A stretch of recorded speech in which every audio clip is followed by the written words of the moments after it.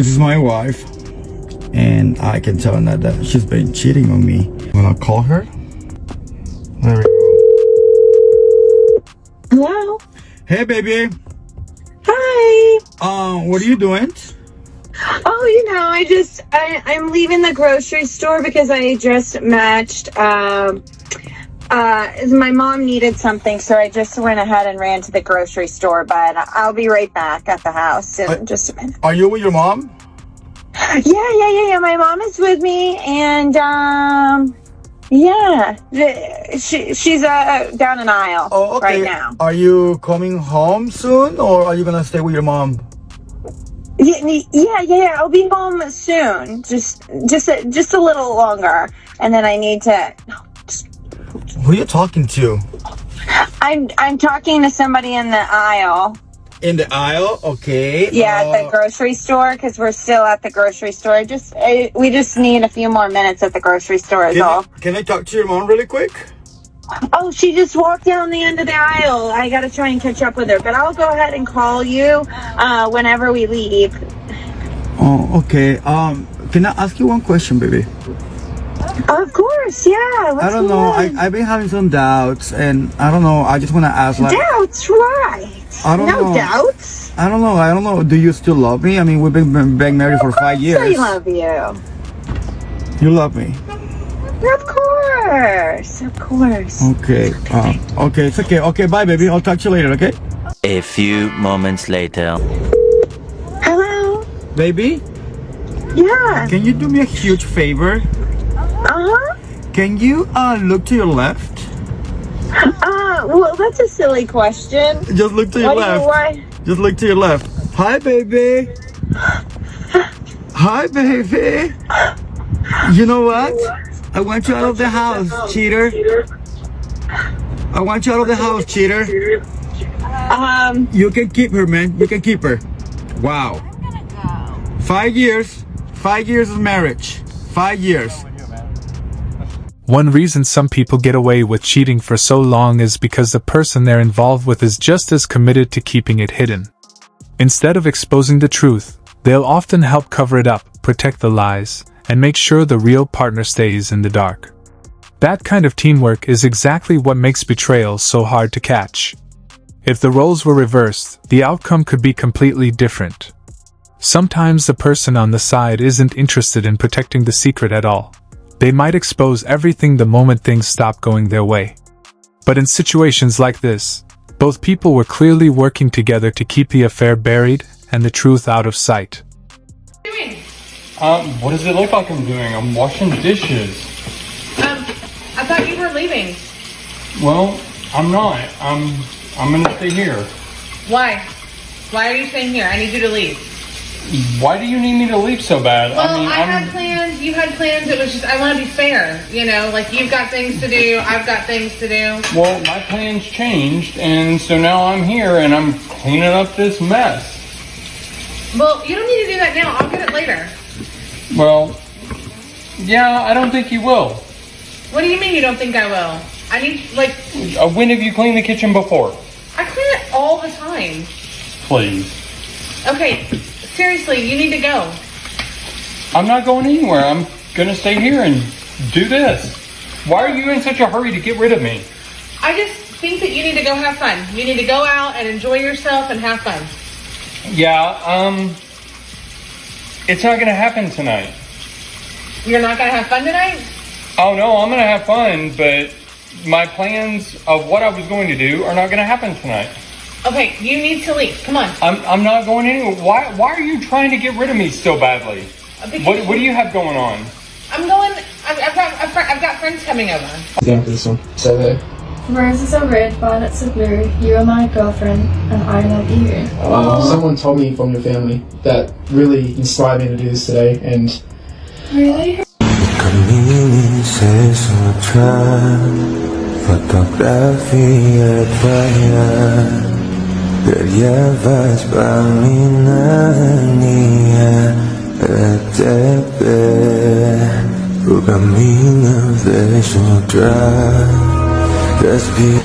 What if the same betrayal they were hiding suddenly got turned right back on them? That's the part people never think about. Some cheaters manage to get away with it for so long because the person they're involved with is just as committed to keeping the secret buried. Instead of exposing the truth, they help protect it, cover the lies, and make sure the real partner stays completely in the dark. And that's exactly why situations like this can drag on much longer than they should. When two people are working together to hide what's going on, the truth becomes a lot harder to uncover. By the time the signs start making sense, the betrayal has usually been happening far longer than anyone wants to believe. That's why ignoring your gut is one of the biggest mistakes you can make in a relationship. If something feels off, pay attention before the damage gets worse. Then came the moment that changed everything. One simple phone call was all it took. He told her to look to her left, and the second she did, the entire secret came crashing down. Her reaction said more than words ever could. In that instant, there was nowhere left to run, no excuse left to hide behind, and no way to pretend she hadn't been caught. Feel stupid now? What? Like, you took what? You found it, and then you just ran with them. We're like, okay, that's it. Selling the house so she can be on the streets. Like, if you sell the house, I have nowhere to go. We both will be moving to new places. Don't worry, you're getting a split of the profits. I have no money. No, I just said twice that you're getting a split of the profits, so don't even worry. I'm not going to be selfish. So I get money with it then? Yeah, and you can go wherever the fuck you want. Okay, was there any world that, like, maybe I could talk to my dad and get some money and I could just buy you out of your share and then I just keep the house myself? Or no? I don't give a fuck. I mean, that just depends on if you can get the debt transferred over, but you know how your credit looks, to be honest with you. I wouldn't expect great things. Dad, yeah. Not like a credit company or a loan agency or whatever the fuck I would have to go to. I'm going to talk to my dad. Yeah, but the house isn't staying in my name. That's the thing. That's the thing you have to understand about this. I don't understand. If I have the money to pay you out of your share, then it's only half the cost of what the house actually is. I have the other half. No, you'd have to pay the whole loan off because it's in my name. What? Or you transfer the debt over into your name. Transfer the debt. Or probably your dad's name. After seeing how situations like this play out, one thing becomes clear. If you've been with someone for years and they choose to betray you, you can't afford to be careless. Emotions alone won't protect you. You have to stay calm, think ahead, and make smart decisions that protect your peace, your reputation, and your future. The truth is, when a long-term relationship falls apart because of cheating, the person who handles it with patience and strategy usually comes out in the strongest position. Acting out of anger might feel good in the moment, but moving carefully, gathering the truth, and protecting yourself is what really matters in the end.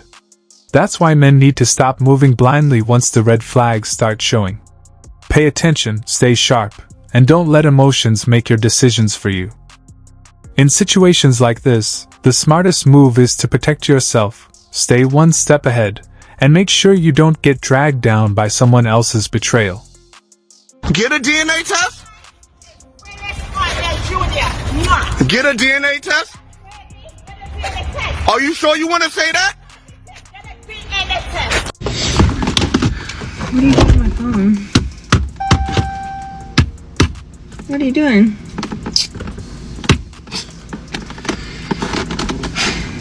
Thank you. Why are you on my phone? Oh, you tell me? What do you mean? You tell me. Tell me about what you want to tell me.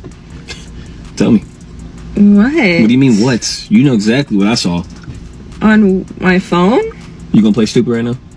You playing stupid. You playing real dumb with me right now. Where my you? Phone? What are you talking about? You know exactly what's in your phone. You gonna sit here and play me like I'm... That's crazy. Like, you see, I knew something was weird. You know, I knew once you got into the car, you was acting already funny. The way confused. You know, what did you see? You acting confused, of course. Confused. That's the first word that comes out of a person who's lying. That's the first word that comes out their mouth, right there. Confused. Don't say you're confused. You know exactly what it is. Well, what did you look Go ahead and read it. Read it. Read that shit. Read it. Go ahead. The moment he got access to that phone, the entire energy of the situation shifted. Whatever peace was left in that relationship disappeared in seconds. She didn't react like someone who was shocked by a false accusation. She reacted like someone who had just been caught and was scrambling to regain control of the conversation. Instead of calmly asking what he was talking about, she immediately went into defense mode, throwing questions back at him, trying to flip the pressure onto him for being on the phone in the first place. But by then, that tactic was already too late. He wasn't operating off suspicion anymore. He had seen enough with his own eyes to know that whatever was going on behind his back was very real. And that's what made the confrontation hit even harder. This wasn't just about one message or one suspicious moment. It was the realization that his instincts had been warning him long before he ever touched that phone. The weird behavior, the off energy, the little changes in attitude that didn't seem to make sense at first, all of it started clicking into place at once. That's the part that really messes with someone's head. When you've been trying to ignore your gut, trying to give someone the benefit of the doubt, trying to convince yourself that maybe you're overthinking, and then suddenly one piece of evidence confirms everything you were afraid of. So when she started acting confused, he wasn't buying it for a second. To him, "What are you talking about?" routine wasn't confusion. It was panic disguised as innocence.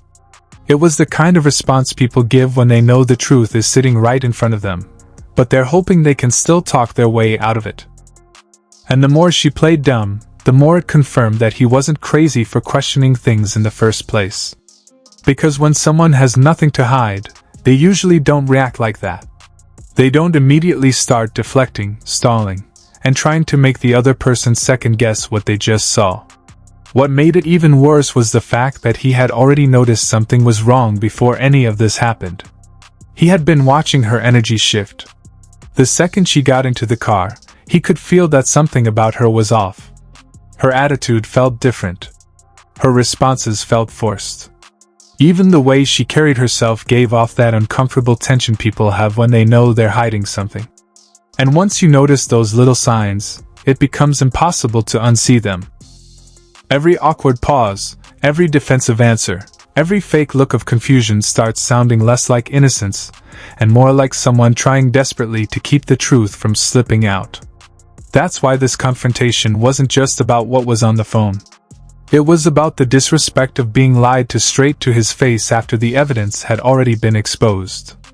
It was about watching someone try to manipulate the moment instead of owning what they had done. Because once a person realizes they've been caught, they usually have two choices: tell the truth, or double down on the lie. And she chose the lie. She chose to act like he didn't know what he was talking about, like he hadn't just seen what he saw, like all of this could still be brushed aside if she played dumb long enough. But he wasn't in the mood to be gaslit anymore. He was tired of the weird behavior, tired of the half-truths, tired of the feeling that something was happening behind his back while he was expected to sit there and pretend everything was normal. In that moment, all the patience he had been holding on to turned into confrontation. He needed answers, and he needed them right then. Not another excuse. Not another fake. "I'm confused." Not another attempt to flip the blame onto him. Just the truth. And the scary part about moments like this is that once the phone gets involved, it's usually only the beginning. The messages, the suspicious conversations, the hidden behavior, those are rarely the full story. They're just the part that finally gets discovered. Which means by the time someone is standing there confronting their partner, the betrayal has often been building in silence for much longer than they realize. That's why the anger in his voice wasn't just about one thing he found. It was about everything that finding represented: the lying, the sneaking around, the disrespect, and the possibility that the relationship he thought he had wasn't real anymore. By that point, the trust was hanging by a thread, and every word out of her mouth was making it worse. Because once somebody shows you that they're willing to lie while staring you in the face, the relationship stops being about love and starts being about damage control. And that's exactly where this was headed. He wasn't just confronting a suspicious message anymore. He was confronting the possibility that the person beside him had been living a completely different reality behind his back.